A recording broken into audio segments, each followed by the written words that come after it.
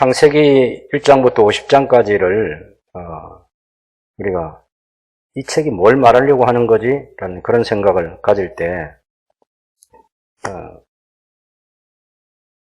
하나님께서 아브라함과 이삭과 야곱의 후손들을 통해서 세계 모든 민족을 복주려 하신다는 그 계획을 하나님이 세우셨다는 이 사실을 창세기를 통해서 알아야 되죠. 그래서 우리는 우리가 집중하고 연구하고 실험하고 논쟁하고 하는 것이 무슨 창조에 대한 얘기가 아니에요. 창조론이냐 진화론이냐 그런 데에는 시간이 아까워요. 왜냐하면 창세기가 그 얘기 우리에게 하려고 기록된 것이 아니기 때문에. 물론 창조과학에 대한 진리들이 가득하기는 하지만 거기에 집중하는 것보다 50장까지 있는 이 이야기 중에서 가장 큰 이야기 흐름이 뭐냐? 12장에서 50장까지 이 긴 내용 가운데 아브라함과 이삭과 야곱, 요셉으로 네 사람으로 압축되는 이 사람들 통해서 하나님께서 뭘 하려고 하시는가 하면 결국은 하나님께서 거기 지금 애굽에 내려가기를 주저하는 야곱에게 밤에 나타나서 하나님이 하신 말씀이 나는 하나님인데 네 아버지 하나님이다. 애굽으로 내려가기를 두려워하지 말아라. 거기서 너로 큰 민족을 이루게 하리라 그랬어요. 야곱의 후손들 70명, 좀 더 숫자를 확장하면 100여 명은 더 내려가서 이 사람들을 큰 민족이 되게 하기 위해서 이집트에 데리고 내려가신다. 그리고 거기서 다시 올라오게 하겠다고 하나님 말씀하시죠. 4절에 보면 내가 너와 함께 애굽으로 내려가겠고 반드시 너를 인도하여 다시 올라올 것이며 요셉이 그의 손으로 네 눈을 감기리라. 그래서 이제 거기서 죽어서 자기는 다시 가나안 땅에 와서 묻히게 되지만 그 후손들을 하나님께서 다시 출애굽시키시는 그 꿈을 가지고 지금 야곱이 내려가는 거죠. 그렇게 해서 내려간 야곱이 17년 만에 죽고 또 요셉도 110세에 죽었다는 얘기가 창세기 50장의 얘기입니다. 그리고 출애굽은 요셉이 죽은 뒤에 360년 뒤에 이루어집니다. 그래서 우리 출애굽기 1장을 보면 요셉을 알지 못하는 애굽의 왕이 야곱의 후손들을 노예로 삼아버리는 그런 역사적인 일이 있게 되죠. 우리가 출애굽기 1장 8절 말씀으로 요셉을 알지 못하는 새 왕이 일어나 애굽을 다스리더니 이렇게 얘기했어요. 그래서 이 사람이 누구냐면 애굽의 제18왕조의 투트모스 1세라는 사람인데 이제 이 사람이 그 유아 살해 명령을 내립니다. 모세를 길러줬던 하셉수트라는 공주, 나중에 여왕이 되는데 그의 아버지가 투트모스 1세라는 사람인데 아론이 태어날 때는 아론이 모세보다 3살 많거든요. 아론이 태어날 때는 유아 살해 명령이 내려지지 않았습니다. 그런데 아론이 태어나고 나서 그 다음에 주전 1526년에 이 모세가 출생했는데 그때 이 투트모스 1세가 유아 살해 명령을 내립니다. 그건 왜냐하면 이 이집트 사람이 새로운 왕조를 만들게 되는데 그동안은 힉소스족이라고 하는 이방 민족들이 애굽을 다스리고 있었는데 이제 그 사람들 다 몰아내고 새로운 애굽을 만들 때 두려워하던 사람이 뭐냐면 이 애굽 땅 가운데서 가장 큰 민족으로 장성한 300 몇십 년 만에 장정만 60만 되는 사람들이 만들어진 이 유대인들, 이 히브리 사람들이 큰 두려움이 되는 거죠. 국가를 경영하는 데서. 그래서 그들을 노예화시켜버립니다. 그래서 이제 모세가 그때 출생했고, 그리고 80년 뒤에 3장 19절에 보면, 이제 모세가, 출애굽기 13장에 보면 드디어 이제 출애굽을 하게 되죠. 출애굽.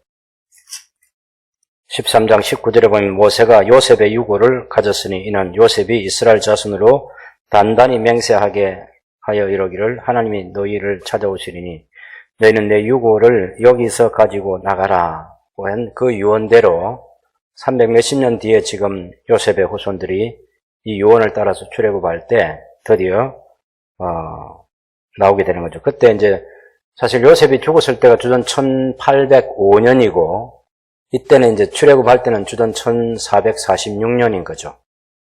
그 긴 세월 동안 요셉이 했던 그 유언을 기억하고 있다가 출애굽할 때 그 요구를 메고 나오게 됩니다. 이 출애굽기의 핵심은 그렇게 해서 출애굽한 사람들이 출애굽기 18장, 19장에 오면 드디어 시내산에 도착하는 거죠. 19장 1절을 보시면 이스라엘 자손의 애굽 땅을 떠난 지 3개월이 되는 날이 아니고 애굽을 떠난 지 제3월에라는 이런 표현이에요. 3월에. 3월이라는 것은 1월 15일 날 출발을 했잖아요. 그로부터 한 1년 반 정도 되는, 한 달 반 정도 되는 기간에 불과합니다. 우리 한글 성경이 잘못 번역되어 있어가지고, 이 개역 개정 성경이 3개월, 출애굽한 지 3개월 만에 시내산에 도착했다, 그렇게 생각하는데, 그렇지 않고, 제3월에 해서 정월 15일 날 6월절을 지키고, 그 다음날 출발했잖아요.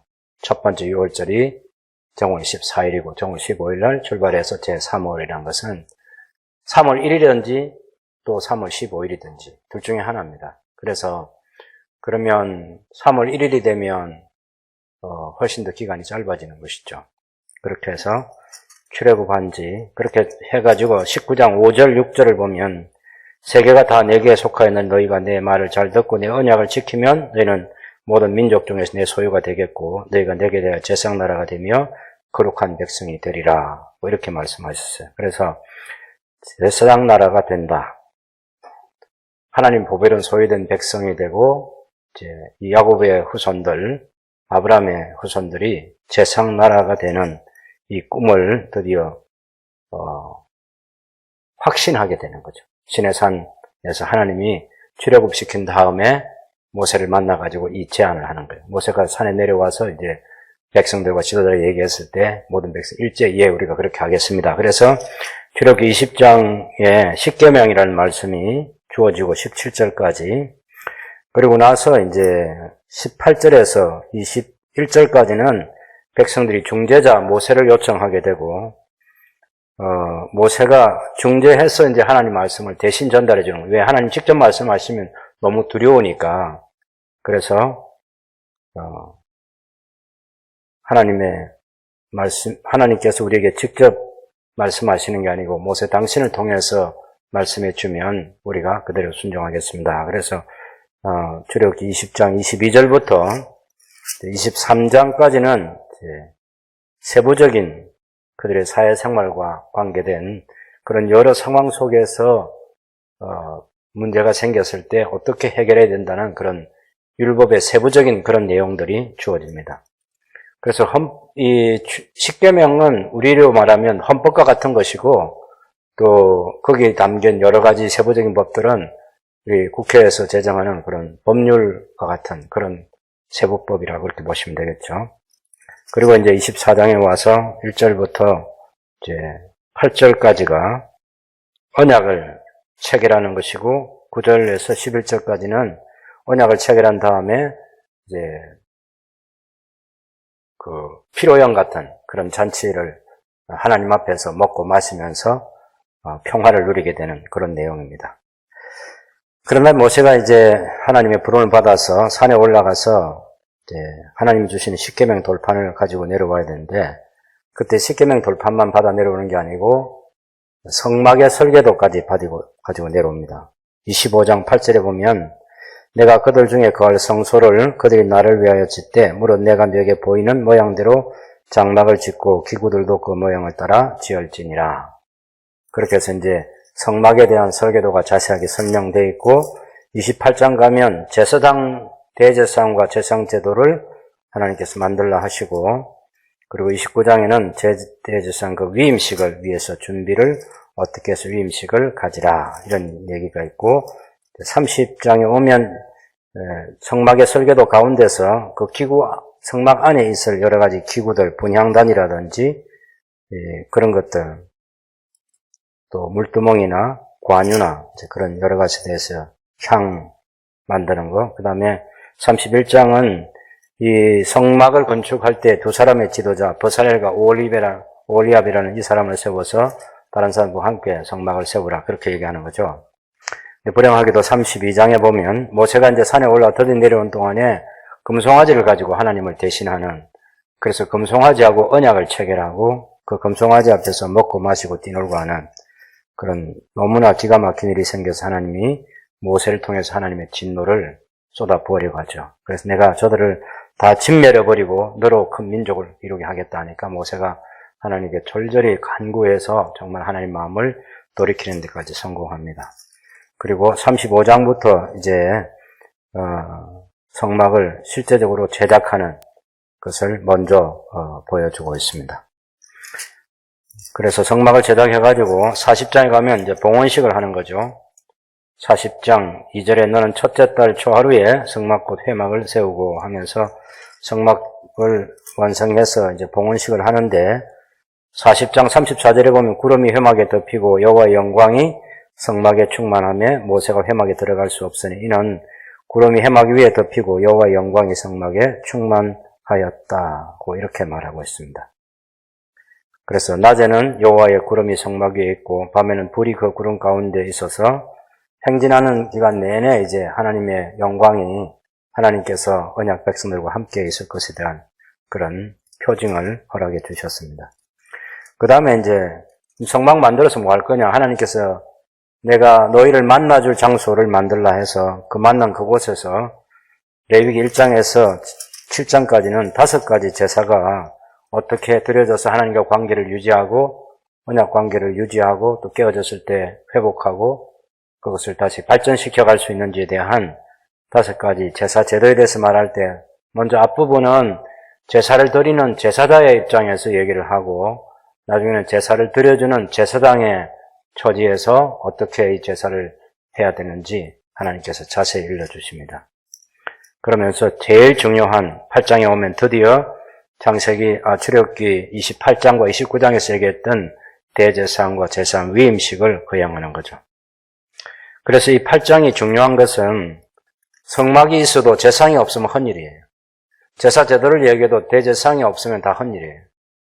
그런 측면에서 지금까지 있었던 어떤 내용보다 이 대제사장을 위임식하는 이것이 제사장 나라에서 너무 중요한 것이고, 우리가 아론이 대제사장이 되어서 실제로 그 성경이라는 문헌과 역사 속의 문헌 속에 물론 빠진 제사장들이 계시지만은 문헌 속에 나타난 AD 70년까지 있었던 제사장은 77명으로 이렇게 알려져 있습니다.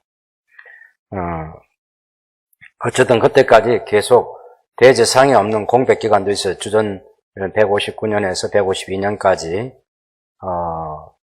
헬라 제국 시대에 알키무스라는 대제사장이 3년 만에 죽고 나서 하나님 징계로 죽지 않습니다. 그러고 나서 이제 마카비 형제들 가운데 대제사장이 세워질 때까지 요나단 아푸스라는 그런 마따디아의 아들이 대제사장으로 세워질 때까지 주전 159년에서 152년까지 대제사장이 없는 공백기간 7년이 있게 되고, 그 외에는 뭐 페르시아 제국이나 헬라 제국이나 또 하스몬 왕조 때나 또 로마 제국 때나 AD 70년 멸망할 때까지 대제사장이 계속되고 있습니다.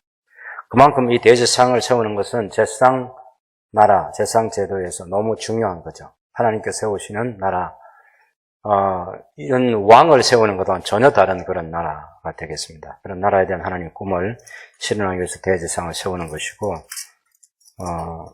제사장을 돕는 사람, 대제사장을 돕는 사람이 제사장들이고, 또 제사장들을 돕는 사람이 레위의 세 아들, 거핫 자손, 머라리 자손, 게르손 자손 이렇게 해서 그 자손들이 성막에서 또 성막 바깥에서 뭐 기구들을 운반하고 하는 그런 역할들을 해주는 사람들이 있습니다.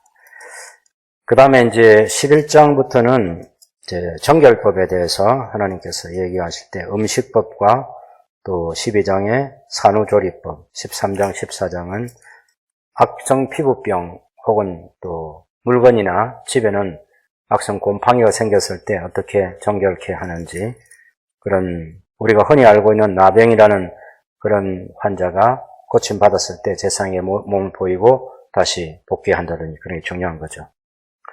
우리가 이런 구약 성경을 아는 게 중요한 것은 창세기, 출애굽기, 레위기, 민수기, 신명기 마찬가지인데 모세오경에 나타난 이런 중요한 이야기들이 다 어디서 녹아나느냐 하면 사복음서에 나타나 있어요.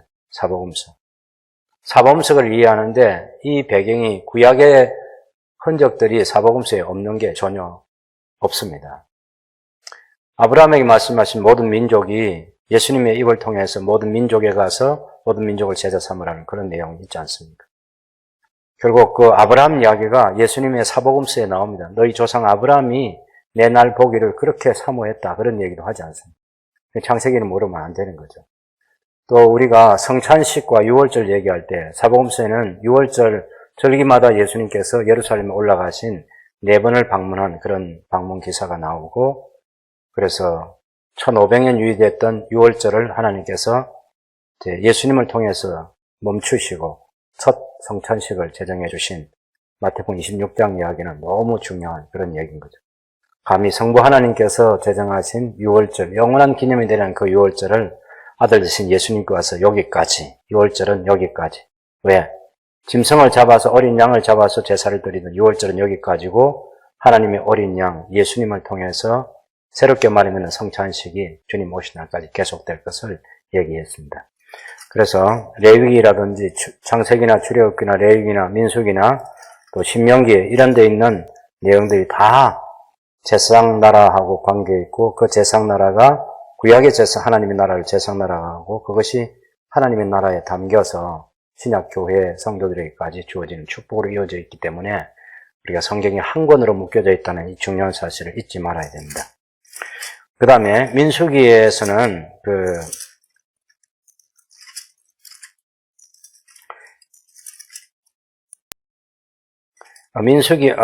민수기 말씀드리기 전에 레위기 26장에 보면 우상숭배 금지하면서 하나님 말씀에 순종하라고, 안식일 지키고 성소를 경외하라 그러면서 26장 3절부터 내 규례와 계명을 준행하면 이런 복을 받는다 할 때 정치, 사회, 경제, 문화 이런 것들에 대한 이야기가 충분히 담겨 있습니다. 당연히 정치와 사회는 외국 나라와 이웃들과 좋은 관계를, 평화를 유지하고 그런 사회가 안정되고 하는 그런 것들이 하나님 말씀에 순종하는 세상나라가 제대로 되면 그런 일이 있게 된다고 얘기합니다. 그래서 26장 6절에 보면 내가 그 땅에 평화를 줄 것이고 너희가 누울 때 너희를 두렵게 할 자가 없을 것이다 라고 말씀하죠. 국방도 8절에 보면 또 너희 다섯이 백을 쫓고 너희 백이 만을 쫓으니 너희 대적들이 너희 앞에서 칼에 엎드려질 것이며 내가 너희를 돌보아 너희를 번성하게 하고 너희를 창대하게 할 것이며 내가 너희와 함께 한 내 언약을 이행하리라. 이런 말씀입니다. 경제는 뭐겠습니까? 경제는 먹고 사는 문제 아닙니까? 결국 우리나라가 무슨 경제에 대한 모든 관심을 대통령부터 국민 한 사람에까지 다 가지고 있는데 경제는 핵심은 먹고 사는 거예요. 그래서 그 당시에 경제에서 제일 중요한 것이 이제 새 곡식이 날 때까지 묵은 곡식이 남아있느냐 없느냐 이게 중요한 거예요. 그렇지 않으면 구황작물을 가지고 우리 한국에서 말하는 보리가 날 때까지 뭘 먹느냐 하는 춘공격 굉장히 중요한 그런 식인데 하나님께서는 이스라엘도 역시 마찬가지 묵은 곡식이 새 곡식이 날 때까지 묵은 곡식이 있게 될 것이다 라고 말하고 있습니다. 10절에 보면 26장 10절에 너희는 오래 두었던 묵은 곡식을 먹다가 새 곡식으로 말미암아 묵은 곡식을 치우게 될 것이며 내가 내 성막을 너희 중에 세우리니 내 마음이 너희를 싫어하지 아니할 것이며 나는 너희 중에 행하여 너희의 하나님이 되고 너희는 내 백성이 될 것이다. 이게 언약의 내용이죠. 나는 너희의 하나님이 되고 너희는 내 백성이 된다는 이 26장 12절이 바로 출애굽기 19장에서 24장에 말하는 언약을 체결한 그 내용의 핵심이 거기 담겨 있습니다. 그리고 불순종하면 징계를 받게 되죠. 언약을 배반하고 불순종하게 되면 16절에 보면 폐병과 열병으로 눈이 어둡고 생명이 쇠약하게 되고 각종 병에 시달리게 돼요. 그런가 하면 두 번째는 이제 농사가 안 돼서 흉년이 돼요. 18절 이하에 보면. 그러다가 이제 계속해서 징계를 대해가지고 나중에는 다른 나라에 포로로 잡혀가게 되는 그런 불행한 일이 생깁니다. 33절을 보시면 내가 너희를 여러 민족 중에 흩을 것이고 내가 칼을 빼 너희를 따르게 하리니 너희의 땅이 황무하며 너희의 성읍이 황폐하리라. 결국 하나님의 언약을 체결하실 때 주신 그 말씀대로 살면 정치, 경제, 사회, 이런 국방, 이런 모든 문제가 다 해결되는 거죠. 그런데 그렇지 않으면 첫 번째 하나님의 경고는 병을 통해서 우리를 경고하시고 전염병, 두 번째는 기근, 흉년을 통해서 경고하시고 그래도 안 되면 나라가 망하고 외국 나라에 포로로 잡혀가서 여기저기서 흩어지게 되는 그런 비극적인 삶이 있을 것이다라고 얘기하고 있습니다. 중요한 것은 이것이 그대로 출애굽기 20장에서 23장까지의 말씀과 또 레위기 26장에 있는 이 말씀이 신명기에 보면 5장에서 11장까지 그대로 녹아있고 더 구체적으로는 신명기 12장부터 29장 1절까지 다 그대로 다 들어있어서 어떻게 세상이 바뀌면서 출애굽 1세대가 받은 이 하나님의 말씀의 법이 출애굽 2세대인 만나 세대가 모세와 함께 지냈던 40년을 함께 지냈던 만나 세대가 그 세대에게 더 확장해가지고 좀 더 복잡한 사회가 형성될 때 그때마다 하나님께서 그 문제를 어떻게 해결해 나가야 된다. 그런 구체적인 적용법까지 말씀해 주신 것이 신명기의 내용입니다.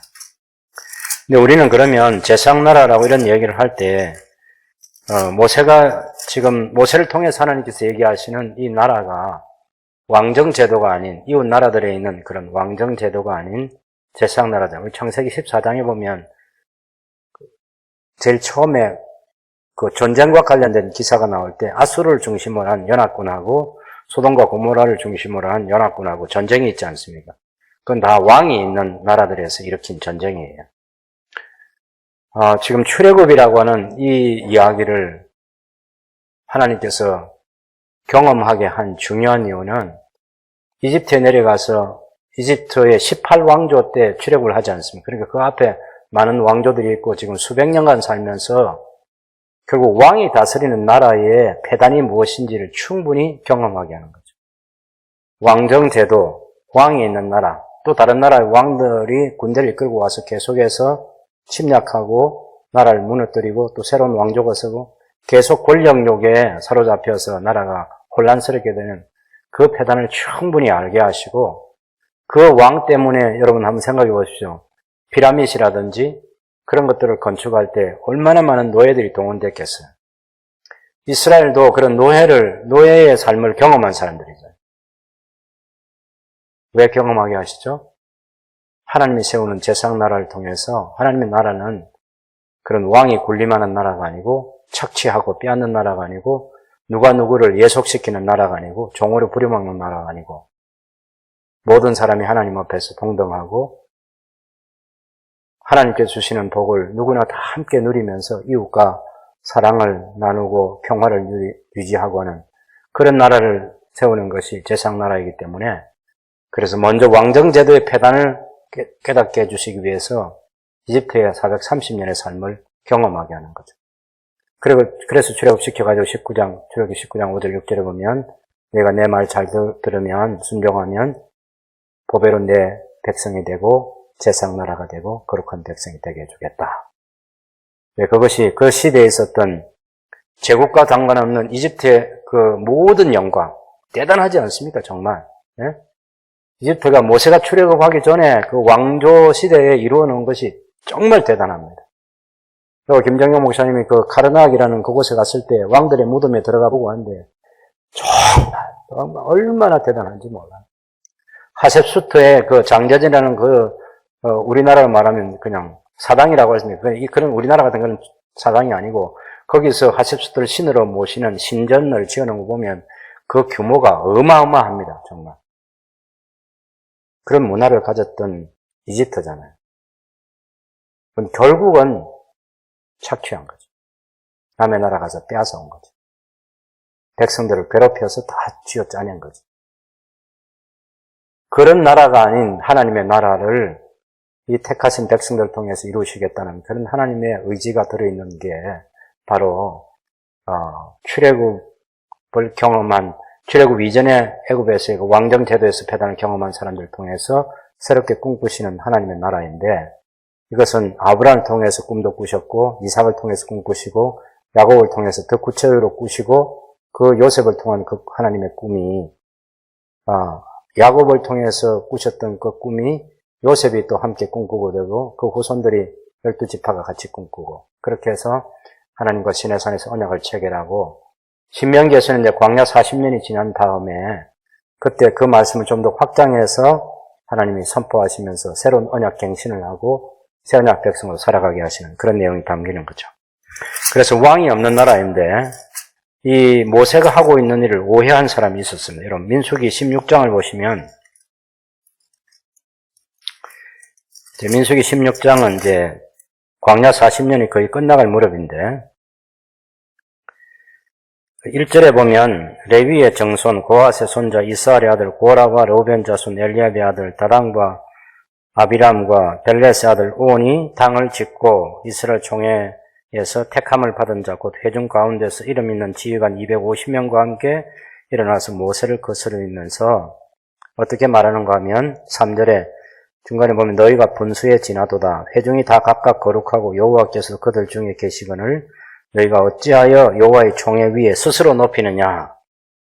왕적 존재가 되어서 모세와 아론 너희 둘이 어떻게 우두머리 노릇을 계속하느냐. 우리하고 똑같은 다같이 거룩한 백성이 아니냐 하는 그런 얘기예요. 그래서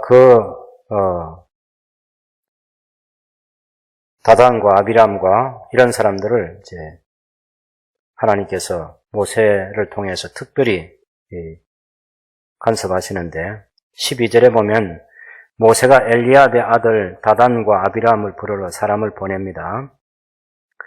13절에 보면 그들이 말하기를 우리는 올라가지 않겠다 하면서 네가 우리를 적과 꿀이 흐르는 땅에서 이끌어내어 광야에서 죽이려 함이 어찌 작은 일이기에 오히려 스스로 우리 위에 왕이 되려 하느냐 이런 말씀을 하시죠.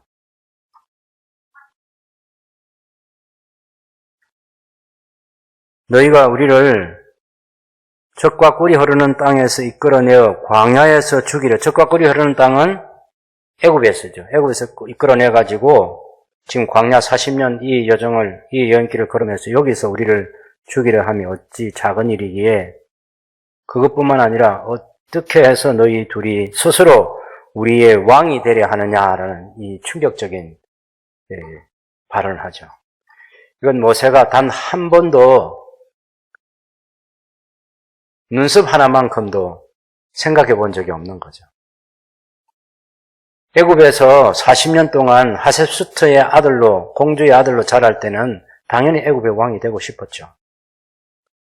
근데 그의 정적인 투트모스 3세와의 경전 관계에 놓이게 되고 나중에 애굽 사람을 자기가 쳐서 죽이고 그러면서 미디안 광야로 도망가서 40년을 지내면서 나이 80에 하나님이 종으로 부름받아가지고 출애굽의 역사에 관여하게 되고 아무것도 할 수 없는 무능한 모세를 불러서 큰 역사를 이루실 하나님이 모세를 통해서 일단 출애굽의 동력자로 삼으시는 거죠. 그렇게 해서 하나님 보여주신 그 꿈이 뭡니까? 모세가 출애굽해가지고 시내산에 왔을 때 출애굽할 때는 한 6개월 동안 그런 하나님께서 기적을 베푸셔서 애굽의 그 놀라운 그 문명과 대결을 하게 하시고 결국은 하나님이 기적으로 모세를 구원하신 하나님이 정작 시내산에 도착했을 때 그때 하나님이 올라오라고 하시던 그 산에 올라갔을 때 하나님께서 당신의 마음을 보여주신 것은 세계 모든 것이 다 내게 속했는데 너희가 내 말을 잘 듣고 순종하면 너희는 내게 보배로운 백성이 되고 세상 나라가 되고 거룩한 백성이 되게 하겠다. 드디어 완전한 하나님의 꿈을 말씀해 주시는 거죠. 그거 하려고 하나님께서 그런 세상 나라를 세우는데 나 같은 사람이 왕이 아니라 그런 세상 나라를 섬기는 거룩한 시민으로 살도록 하시기 위해서 하나님이 나를 부르셨구나 하는 사실을 모세가 깨닫게 되는 거죠. 나중에 제사장, 대제사장을 세우라는 출애굽기 28장의 말씀을 들을 때 모세 마음이 굉장히 섭섭합니다. 왜냐하면 섭섭할 수 있어요. 표현은 안 돼 있지만 모세의 아들들은 귀화할 게 하나도 없어요. 아론의 아들들은 제사장이 되어서 봉사할 수 있어요. 모세의 아들들은 제사장 그룹도 안 되는 거죠. 그래서 리더십에서 제3의 지역으로 물러나는 것이 모세의 후손들입니다. 지금은 탑 지도자이지만 모세의 자녀들의 시대는 그런 시대가 안 되는 거죠. 모세가 내색 하나 하지 않습니다. 왜? 그는 하나님을 알아요. 그리고 하나님의 완전하심과 하나님의 공의로우심도 다 알고 있습니다. 하나님께서 당신의 나라를 어떻게 세워가실지 모세는 압니다. 비록 자기도 빠지고 자기 아들들이 빠져도 모세가 원망하거나 불평하거나 섭섭해하지 않습니다. 왜? 제사장 나라는 너무나 영광스러운 나라이기 때문에. 사실은 왕정제도 때문에 자기가 죽을 뻔했잖아요. 그리고 40년을 도망가서 그 애굽에 자기 왕이 될 왕권을 놓고 투트모스 3세와 그 모세가 사실은 40년을 경쟁하면서 자랐지 않습니까? 왜냐하면 이 투트모스 1세가 모세가 출생할 때 유아살해 명령을 내린 사람이고 그 아들 투트모스 2세, 그 딸 공주 하셉수트가 있는데 이 투트모스 1세가 자기 아들 투트모스 2세하고 하셉수트하고 결혼시킵니다. 공주하고. 그 사이에서 아들이 태어나지 않아요. 그래서 투트모스 2세가 궁녀를 통해서 아들을 낳은 게 투트모스 3세예요. 그러니까 하셉수트는 이 히브리 사람 모세를 길러서 왕이 되게 하기 위해서 투트모스 1세, 투트모스 2세, 투트모스 3세 왕족 이름이 모세입니다. 모세. 그래서 모세라는 이름을 지어줘요. 그리고 왕궁에서 40년을 모든 왕궁에서 누릴 수 있는 모든 교육 또 왕이 될 수 있는 수업 다 거치게 하는 거죠. 모세가 그런 수업 받으면서 당연히 왕이 될 꿈을 가져야죠. 그런데 광야 40년 생활하면서 양치는 목자가 되어가지고 그런 꿈들을 다 내려놓습니다. 그리고 아무 생각이 없습니다. 이제 여기서 자기 아내 시보라와 함께 낳았던 두 아들과 같이 자기 남은 여생을 보내려고 할 때 하나님께서 모세를 강권적으로 부르시잖아요. 이집트에 있는 내 백성을 출애굽시키는 일에 얘가 헌신해 줘야 되겠다. 모세가 아주 완강하게 거부하고 부인하고 거절하고 나중에는 하나님께서 설득하시면서 화까지 내시면서까지 했던 일입니다. 그래서 그런 한 6개월 동안은 출애굽을 하는데 하나님의 일꾼이 되어가지고 하나님의 종으로서 하나님이 시키는 대로 다 그 일을 합니다. 그리고 출애굽시켜요. 홍해가 가로놓이잖아요. 뒤에는 군대가 쫓아오고 백성들은 원망하고 부르짖고 당황하면서 어찌할 줄 몰라 할 때 하나님께서 내 손에 들고 있는 지팡이로 바다로 내밀으라고 하면서 바닷물을 갈라주시죠. 그런 하나님의 기적을 경험합니다. 그래서 15장의 출애굽기 15장의 모세의 노래라고 하는 어마어마한 찬양이 하나님께로 올려지게 됩니다. 그리고 이제 마라에 물이 있어서 마실 수 없을 때 쓴물을 달게 해주시고 그리고 먹을 양식이 떨어졌을 때 하늘에서 만나를 내려주시고 고기 먹고 싶다 할 때 메추라기도 주시는 그런 하나님께서 시내산까지 데리고 가셔서 드디어 한 달 반 만에 당신의 마음을 보여주시는 거죠. 내가 너희를 내 보배는 소유된 백성 삼고 제사장 나라가 되게 하고 싶다. 그 하나님의 꿈을 알게 됐을 때 물론 출애굽의 지도자가 되었을 때도 그런 생각을 가지지 않았겠지만 된 이후에도 자기가 왕이 된다는 생각, 머리털 하나만큼도 생각하지 않고 있습니다. 그래서 모세의 그 다음 얘기를 보면 모세의 피가 거꾸로 돈 사람처럼 하는 얘기가 있어요. 여러분 13절, 민수기 16장 13절 보면 광야에서 죽이려 함이 어찌 작은 일이게 오히려 스스로 우리 위에 왕이 되려 하느냐. 이뿐 아니라 내가 우리를 적과 구리 흐르는 땅으로 인도하여 들이지도 아니하고 밭도 포도원도 우리에게 기업으로 주지 아니하니 내가 이 사람들의 눈을 빼렸느냐. 우리는 올라가지 아니하겠노라. 지상에서 가장 온유한 사람이 모세인데요. 이 모세가 심히 노하여 15절에 보면 민수기 16장 15절에 여호와께 여짜오되 주는 그들의 헌물을 돌아보지 마옵소서. 나는 그들의 나귀 한 마리도 빼앗지 아니하였고 그들 중에 한 사람도 해하지 아니하였나이다. 주여, 그들의 헌물을 돌아보지 마옵소서. 이 헌물이 어디 사용되는 겁니까? 결국 하나님께 5가지 제사를 드릴 때 그때 사용되는 것이 헌물이에요. 제사 제도에서 이 사람들 빼주시고 그 제사에 참여하지 못하게 해주십시오. 이 말은 언약 공동체에서 완전히 끊어진다는 그런 얘기입니다. 이 사람들은 하나님의 보배로운 백성, 세상 나라의 백성이 될 자격이 없습니다. 이런 사람과 함께 그 나라를 세우는 일에 함께하지 않겠습니다 하면서 모세가 심히 노했다는 이 사실입니다. 내가 나귀 한 마리 빼앗지 않았고 어떤 사람도 해치지 않았고 어려운 일이 있을 때마다 엎드렸고 하나님께 기도해서 반석에서 샘물을 내어서 마시게 하고 하나님께 기도해서 만나를 내려주셔서 먹이시도록 그렇게 하고 하나님께 100% 순종하면서 살아왔던 모세인데 우리 위에 왕이 되려 하느냐? 이 질문 받으면서 모세가 충격을 받은 거죠. 그래서 하나님 저 사람들의 헌물 돌아보지 마십시오. 하나님과 관계를 새롭게 회복하는 그런 기회를 만들어 주시면 안 됩니다. 하나님이 모세가 이 정도 강경하게 그들을 되돌려 보냅니다. 그래서 그때에 이제 하나님께서 이 땅을 갈라지게 해서 고라와 그 일당들을 다 매장시키는 무서운 하나님의 징계가 있었습니다. 그래서 민수기를 통해서 보아도 그렇고 모세가 이제 120살이 되어서 신명기에서 모압 평지에서 마지막 설교를 몇 편 하고 그가 노보산 비스가봉에 올라가서 마지막 하나님의 부르심을 받잖아요. 하나님 시키는 대로 다 하고 후회 없이 살다가 이 세상에 아무것도 남은 것이 없어요.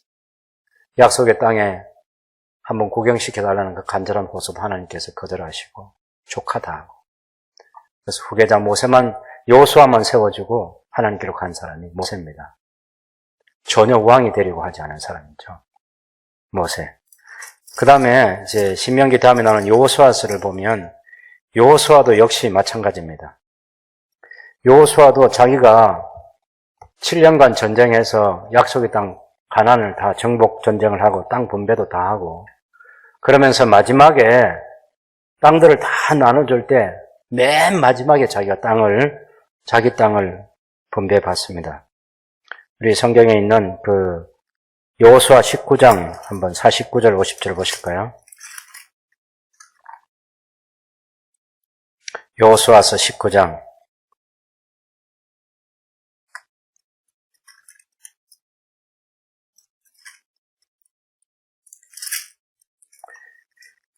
땅 분배를 다 하고, 이제 자기 땅 이제 분배받는데, 49절 50절 같이 읽어봅시다. 이스라엘 자손이 그들의 경계를 따라서 기업의 땅 나누기를 마치고, 자기들 중에서 눈의 아들 여호수아에게 기업을 주었으니, 곧 여호와의 명령대로 여호수아가 요구한 성읍 에브라임 산지 딥나세라를 주매, 여호수아가 그 성읍을 건설하고 거기에 거주하였더라. 에브라임 지파 가운데서도 산지에 있는 딥나세라라는 작은 동네를 그것을 기업으로 받아서 거기서 자기 아들들하고 같이 살아가겠다고 결단하는 거죠. 그래서 마지막 죽기 전에 24장에 보면 언약 갱신을 할 때 나와 내 아들은 왕이 되지 않는다고. 그래서 제사장 나라에 충실한 시민으로 살다가 그 생애를 마치고 하나님의 품에 안긴 사람이 여호수아입니다. 그리고 이제 우리는 여호수아 다음에 사사시대 약 300년 혹은 350년 하는데 이때는 지파 중심으로 언약 공동체가 이루어지면서 당연히 이 사사시대는 제사장은 있지만 왕은 없는 그런 시대였고 그래서 사람들이 자기 소견에 옳은 대로 행동했던 어두운 시대가 있었습니다. 그 어둠의 시대에 하나님께서는 사사들을 세워서 당신의 백성들을 구원하려고 하셨던 그런 하나님의 안타까운 마음들이 담겨있는 사사기가 있고, 그런 사사시대의 또 다른 한 면은 우리가 보아스라는 사람이 등장하는데, 룻기에 나오는 룻과 보아스, 나오미, 이 사람들 역사를 통해서 알려주는 것은 그보다 훨씬 보아스의 조상 가운데 라합이라든지 그 다음에 그의 남편이었던 살몬의 역사까지 곁들여서 얘기해주면서 결국은 이 보아스를 통해서 오벳이 태어나고 오벳의 아들 이새가 태어나고 이새의 아들 다윗 왕이 났다. 이것은 통일 이스라엘 왕국에서 중요한 왕이 보아스와 룻의 가문을 통해서 왔다는 그 얘기를 강조하고 싶은데 더 거슬러 올라가서 이제 가나안 땅에 들어갈 때 그때 사람이 바로 살몬이고 그때 그 기생 라합을 통해서 라합을 만나서 결혼을 해서 가문을 이루고 그 후손들이 한 300년 뒤에 이제 드디어 보아스가 이 땅에 나오게 되는데 그 보아스 가문을 통해서 이스라엘 언약 공동체가 제사장 나라에 얼마나 충실한가 하는 것을 보여주는 것이 룻기입니다. 룻기에 보면 결국 밭모퉁이 밭을 벨 때 밭에 이삭을 추수를 하면서 밭모퉁이의 것을 남겨두라는 레위기의 그 말씀을 그대로 실천하고 있는 것이 보아스입니다. 그래서 자기의 종들에게 다 추수하지 말고 하나님께서 고아와 과부랴 나그네들을 위해서 남겨두라고 하신 그 모퉁이 그것도 남겨두고 또 이삭 줍는 룻에게는 제대로 그 곡식단을 흘려서 아주 그냥 가져갈 수 있도록 하라는 그런 넉넉한 마음까지 보여주고 있죠. 그래서 그것이 제사장나라의 모습이에요. 이웃과 나눔이 있는 그런 나라. 그런 것들을 충분히 보여준 것이 룻기의 이야기입니다.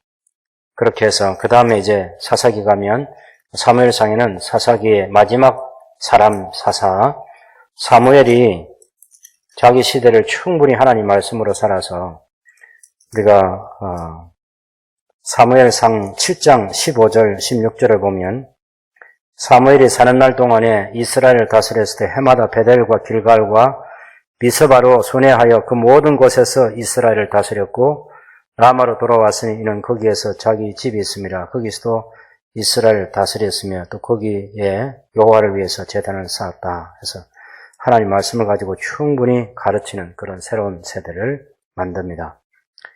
이것을 하고 이제 그 아들들이 사무엘은 늙었고 그 아들들이 판관 사사가 되었을 때 뇌물을 받고 재판을 해가지고 왕정 제도를 요구하게 되는 새로운 시대를 요구하게 되죠. 그래서 8장 6절에서 우리 9절까지 한번 읽어보겠습니다. 이스라엘 모든 장로가 라마에 있는 사무엘에게 나아가서 당신은 늙고 당신의 아들들은 당신의 행위를 따르지 아니하니 모든 나라와 같이 우리에게 왕을 세워 우리를 다스리게 하소서. 6절에서 9절까지 같이 읽습니다. 우리에게 왕을 주어 우리를 다스리게 하라 했을 때 사무엘이 그것을 기뻐하지 아니하여 여호와께 기도하며 여호와께서 사무엘에게 이르시되 백성이 내게 한 말을 다 들으라. 이는 그들이 너를 버림이 아니요 나를 버려 자기들의 왕이 되지 못하게 함이니라.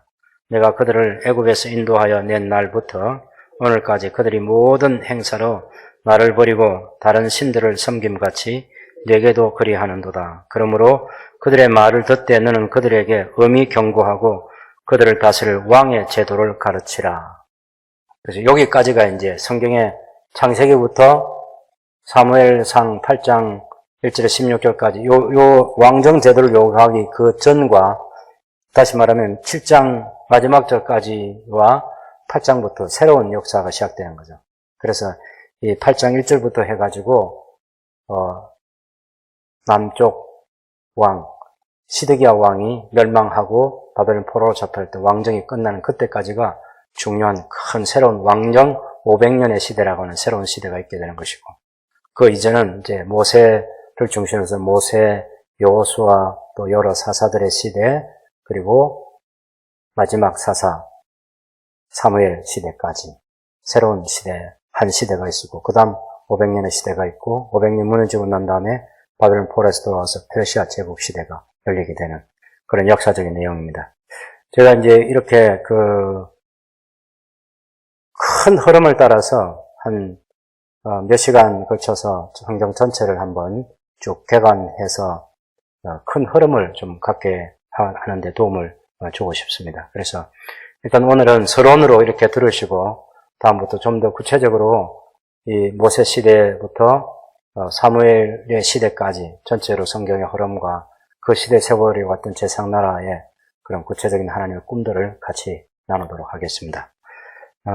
평소에 성경 잘 읽으시고 또 여러분이 새해가 되어서 또 매일 통독 성경 읽기에 그 날 따라서 성경도 잘 읽으셔서 준비를 잘하면 성경 한 권을 손에 쥘 수 있고 우리만 쥐고 그냥 우리만 알고 우리 행복하게 나 성경 아는 사람이야. 그 성경에 그런 거 있지. 그러면서 기뻐하다가 죽어가는 그런 게 아니고 우리의 자녀들의 또 자녀들의 시대, 그 자녀들의 시대에 성경 한 권을 충분히 알게 해주는 할아버지도 되고 할머니도 되고 아버지도 되고 어머니도 되고 하는 또 동생들을 키우는 형 누나도 되고 하는 그런 꿈들을 가지고 우리 남은 시대를 살아가는 복된 하나님의 사람들이 되시기를 바랍니다.